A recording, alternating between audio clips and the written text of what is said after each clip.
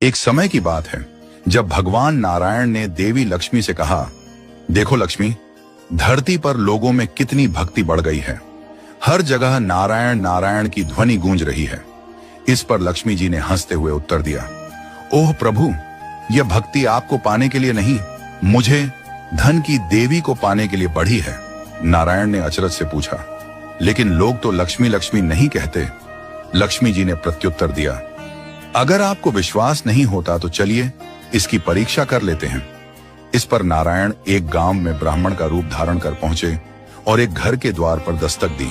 घर के मालिक ने दरवाजा खोला और पूछा, आप कहां से आए हैं? ब्राह्मण रूपी नारायण बोले, मैं यहां भगवान की कथा कीर्तन करना चाहता हूं। घर के मालिक ने उनका स्वागत करते हुए कहा, ठीक है महाराज, आप मेरे घर में रहिए। जल्द ही गांव के लोग इकट्ठा हो गए और कथा की तैयारी कर दी गई। पहले दिन कुछ ही लोग आए, पर जब भगवान स्वयं कथा सुनाने लगे तो संगत बढ़ने लगी। दूसरे और तीसरे दिन भीड़ और भी अधिक हो गई। नारायण प्रसन्न हुए कि लोगों में कितनी भक्ति है। इसी बीच लक्ष्मी जी एक वृद्ध महिला का रूप लेकर उसी गांव में प्रवेश कर गईं। एक महिला जो ताला बंद कर कथा सुनने जा रही थी, उसके द्वार पर लक्ष्मी जी पहुंची और बोली, बेटी जरा पानी पिला दे।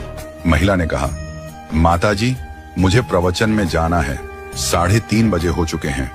लक्ष्मी जी ने फिर आग्रह किया, बेटी प्यास लगी है।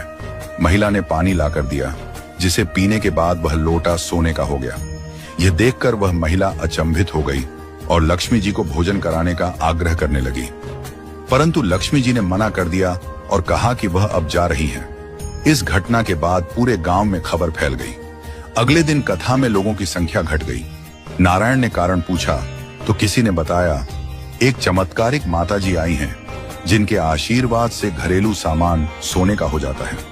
यह सुनकर यजमान सेठ जी भी कथा से उठकर लक्ष्मी जी के पास पहुंच गए। उन्होंने लक्ष्मी जी से कहा, मैं आपको अपने घर ठहराना चाहता हूं। लक्ष्मी जी ने कहा, जब तक यहां संत हैं मैं नहीं ठहर सकती। सेठ जी ने भगवान नारायण को धर्मशाला में ठहराने का आदेश दे दिया। जब नारायण जी ने सेठ जी से कारण पूछा तो उन्होंने कहा, नहीं नहीं, अब आप यहां से जाओ, आपको धर्मशाला में रहना होगा, क्योंकि मुझे किसी और मेहमान को ठहराना है। तभी वहां लक्ष्मी जी आईं और सेठ जी से कहा, आप जरा बाहर जाइए, मैं इनसे बात कर लेती हूं। माता लक्ष्मी भगवान विष्णु से बोली, प्रभु, अब तो आप मेरे प्रभाव को मान गए। भगवान विष्णु बोले, हाँ लक्ष्मी, तुम्हारा प्रभाव धरती पर बहुत है, पर तुम्हें मेरी एक बात माननी होगी। तुम्हारा आगमन तब हुआ जब मैं संत के रूप में यहाँ आया, इसलिए जहाँ सत्संग होगा वहाँ लक्ष्मी तुम्हारा निवास